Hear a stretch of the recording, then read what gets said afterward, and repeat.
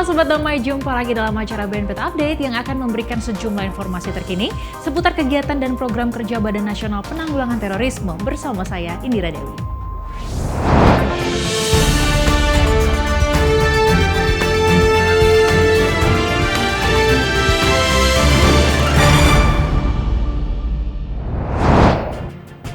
Kepala BNPT RI Komjen Pol Boy Rafli Amar pimpin delegasi Indonesia pada The First United Nations Global Congress of Victims of Terrorism yang digelar di Markas Besar PBB New York pada 8-9 September 2022. Kongres global pertama ini menjadi forum diskusi mengenai pemenuhan dan perlindungan hak dan kebutuhan korban terorisme.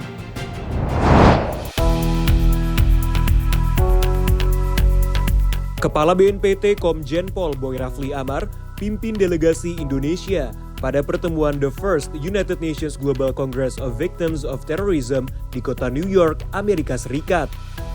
Bertempat di Markas Besar Perserikatan Bangsa-Bangsa atau PBB pada 8 September 2022, kongres tersebut turut dihadiri oleh Ketua Lembaga Perlindungan Saksi dan Korban, Hasto Atmojosroyo, dan sejumlah penyintas terorisme. Diadakan untuk pertama kalinya, Kongres Global ini membahas mengenai pemenuhan dan perlindungan hak dan kebutuhan atas korban terorisme. Kepada lebih dari 600 partisipan yang hadir, dirinya turut sampaikan bahwa sejak tahun 2002 hingga 2022, pemerintah Indonesia melalui BNPT dan LPSK telah memberikan kompensasi kepada lebih dari 700 korban terorisme. Dengan menggunakan konsep pentahelix, yaitu kerjasama dengan melibatkan pemerintah, pelaku usaha, akademisi, masyarakat, dan media, BNPT terus berupaya dalam meningkatkan sinergi terkait proses pemulihan dan pemenuhan hak para penyintas. Kawasan Terpadu Nusantara merupakan salah satu dari implementasi konsep tersebut yang bertujuan untuk mensejahterakan mitra deradikalisasi, penyintas, dan masyarakat lokal. Kedepan, ia berharap baik mitra deradikalisasi maupun penyintas dapat bersatu padu cegah terorisme di Indonesia.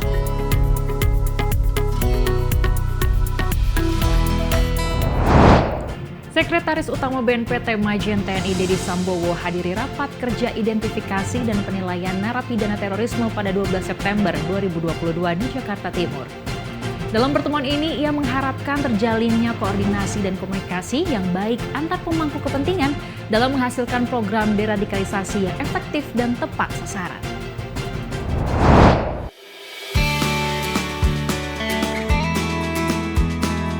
Sebagai leading sektor dalam penanggulangan terorisme, BNPT memiliki peran penting dalam menangkal paparan paham radikalisme terorisme yang tersebar di masyarakat.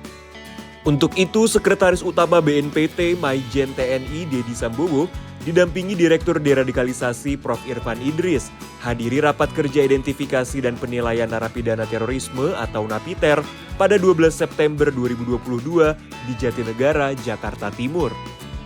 Digelar pada 12 September hingga 14 September 2022, kegiatan ini dihadiri oleh perwakilan dari Lapas Kelas 2A Gunung Sindur, Densus 88 Anti Teror Polri, Balai Pemasyarakatan Kelas 2 Bogor, Dirjen Pemasyarakatan Kemenkumham, serta Kejaksaan Agung Republik Indonesia. Dalam pertemuan ini, pembahasan berfokus pada identifikasi dan penilaian 68 napiter di Lapas Narkotika dan Lapas Khusus Kelas 2A Gunung Sindur, Jawa Barat.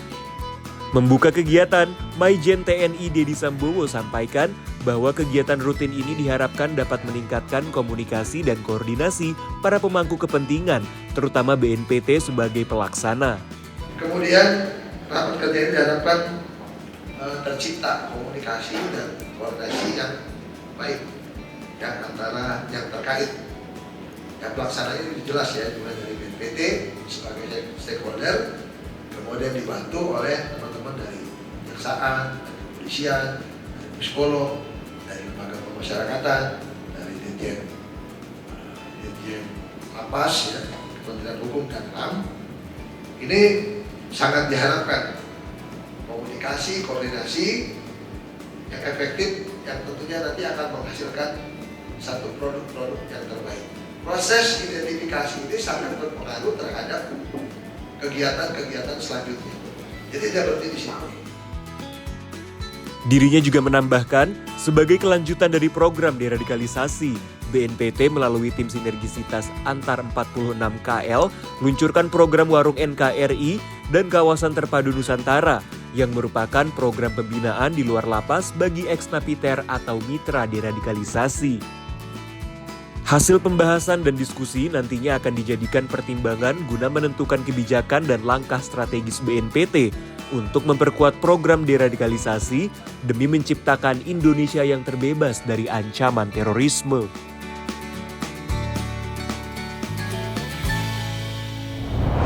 Kepala BNPT beserta jajaran mengunjungi Konsulat Jenderal Republik Indonesia di kota San Francisco. Pada pertemuan tersebut, Komjen Pol Boy Rafli Amar memberikan arahan upaya penanggulangan terorisme terkait kelompok pekerja migran Indonesia yang lebih rentan terlibat dalam aksi pendanaan terorisme.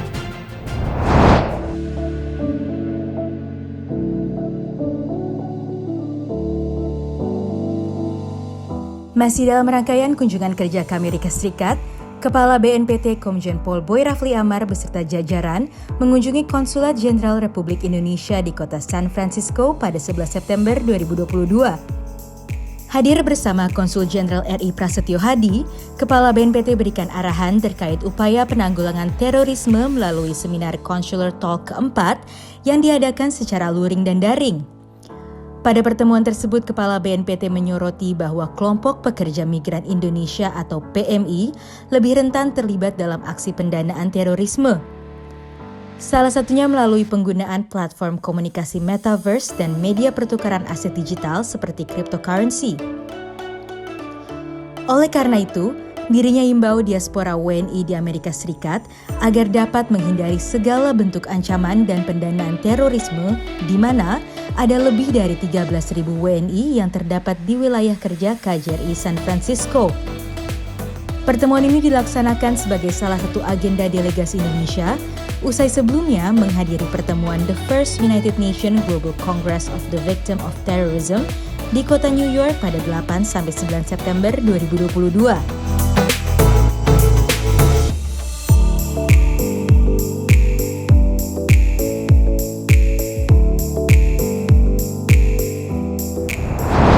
Dalam rangkaian kunjungan kerja ke Amerika Serikat, Kepala BNPT berikan paparan terkait perlindungan warga negara Indonesia atau WNI dari ancaman terorisme di Konsulat Jenderal Republik Indonesia Los Angeles. Digelar pada 14 September 2022, ia berharap agar diaspora WNI dapat meningkatkan kewaspadaan bersama dalam mencegah aksi pendanaan terorisme.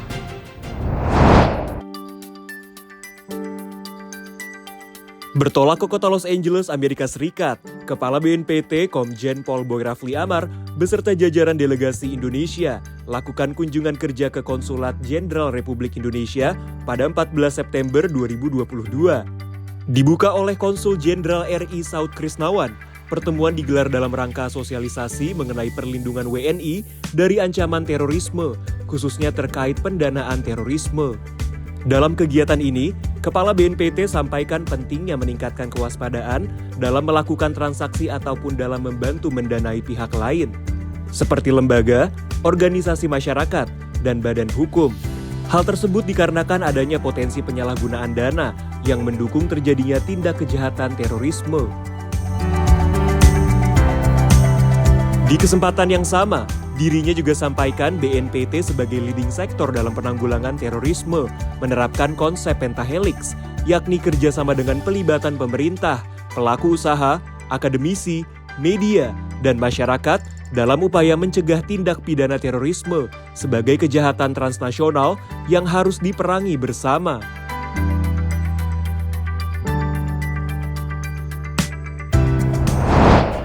Badan Nasional Penanggulangan Terorisme menggelar forum silaturahmi penyintas Provinsi Sulawesi Tengah pada 13-14 September 2022.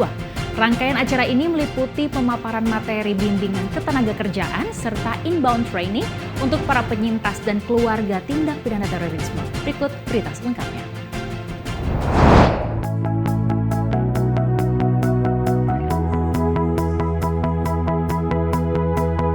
Dalam rangka menjalankan peran BNPT sebagai koordinator, terutama di bidang pemulihan korban tindak pidana terorisme, BNPT menggelar forum silaturahmi penyintas atau Forsitas di Provinsi Sulawesi Tengah pada tanggal 13-14 September 2022. Kegiatan ini merupakan bentuk kerjasama BNPT dengan Disnaker Trans Provinsi Sulawesi Tengah, Biro Sumber Daya Manusia Polda Sulawesi Tengah, HIMSI Provinsi Sulawesi Tengah, serta Kesbang Pol Provinsi Sulawesi Tengah. Dalam penutupan forum ini, Direktur Perlindungan BNPT, Brigjen Pol Imam Margono, sampaikan bahwa forsitas ini merupakan upaya BNPT dalam mempererat hubungan serta pemberian bantuan yang merupakan hak penyintas. Dalam penyampaian materinya, Kadisnaker Sulawesi Tengah Arnold Firdaus sampaikan bahwa terjadi kelonjakan tunakarya pada tahun 2020 akibat COVID-19 di Indonesia. Untuk itu bersama BNPT, Dinas Tenaga Kerja dan Transmigrasi berupaya untuk mengatasi hal tersebut. Salah satunya dengan mengadakan pelatihan bagi penyintas dan keluarga. Dalam rangkaian acara ini juga diselenggarakan inbound training yang berguna untuk membangun pola pikir serta emosi positif untuk para penyintas setelah kejadian pidana terorisme guna meningkatkan resiliensi. Koordinator Penyintas Wilayah Provinsi Sulawesi Tengah Daniel Duka sampaikan bahwa kegiatan ini mendapatkan respon positif dari para penyintas tindak pidana terorisme karena mendapatkan informasi dan manfaat dari forum ini. Diharapkan melalui acara ini, pemerintah dan masyarakat dapat saling mendukung agar Indonesia dapat bangkit dan bersatu melawan terorisme. Forsitas!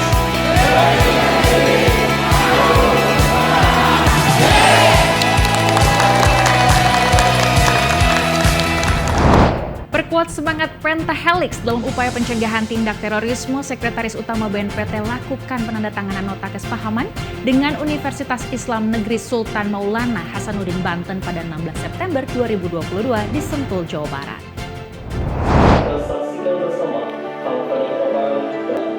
Dalam usaha menanggulangi terorisme, BNPT terapkan konsep kerjasama multipihak atau Pentahelix yang meliputi pemerintah, pelaku usaha, media, masyarakat, serta akademisi. Sebagai implementasi dari konsep tersebut, BNPT lakukan penandatanganan nota kesepahaman dengan Universitas Islam Negeri Sultan Maulana Hasanuddin di kantor BNPT Sentul, Jawa Barat. Sekretaris Utama BNPT Maijen TNI Dedi Sambowo tanda tangani langsung nota kesepahaman tentang pencegahan penyebaran paham radikal dan intoleransi dengan Rektor UIN Banten Profesor Dr. Wawan Wahyudin. Hadir mendampingi Sekretaris Utama BNPT, yakni pejabat tinggi Pratama dan pejabat tinggi Madya BNPT. Selain itu, turut hadir dalam kegiatan tersebut, yakni jajaran UIN Banten.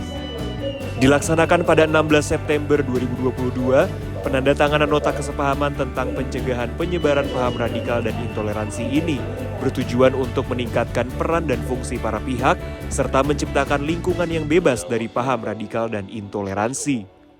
Ruang lingkup nota kesepahaman ini meliputi pertukaran data dan informasi, peningkatan SDM, penyelenggaraan pelatihan, pendampingan penyusunan pedoman, serta sosialisasi terkait pencegahan tindak pidana terorisme. Sekretaris Utama BNPT Maijen TNI Dedi Sambowo sampaikan bahwa kerjasama ini merupakan hal yang penting untuk melindungi generasi muda dari paparan paham radikal intoleran, karena generasi muda ialah aset bangsa menuju Indonesia emas. Akan bersama-sama dengan UIN di Banten untuk bagaimana supaya aset kita ini, anak-anak kita. Aset itu adalah sesuatu yang berharga, yang di kemudian hari apabila kita bisa manfaatkan akan mendapatkan keuntungan ekonomis dan keuntungan secara sosial, termasuk juga dosennya. Jangan sampai kemarin yang disampaikan oleh Pak Kepala, ada banyak dosen yang juga terlibat, ada banyak mahasiswa-mahasiswi yang juga tersangkut intoleran radikalisme. Nah, ini jangan sampai terus terjadi. Senada dengan pernyataan tersebut, Rektor UIN Banten Profesor Dr. Wawan Wahyudin sampaikan bahwa dibutuhkan kolaborasi dan sinergi untuk mencapai Indonesia emas. Kami merasa bertanggung jawab untuk meraih Indonesia emas itu. Tiga-tiganya ini harus terjawab. Terlebih urusan keamanan. Kami tidak bisa bergerak sendiri. Kami harus kolaborasi. Dan kami harus bersinergi. Karena untuk merubah, bertransformasi menuju kemajuan itu perlu ikhtiar yang serius. Dan salah satu yang bisa menjawabnya adalah BNPT. Dengan kolaborasi ini, diharapkan lingkungan aman dapat tercipta dan bebas dari ancaman penyebaran paham radikalisme.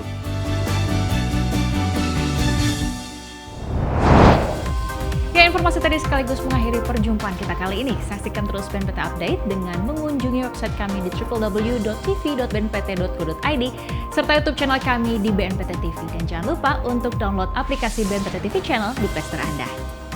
Saya Indira Dewi, mewakili kru yang bertugas pamit undur diri. Terima kasih, salam damai dan salam Indonesia Satria.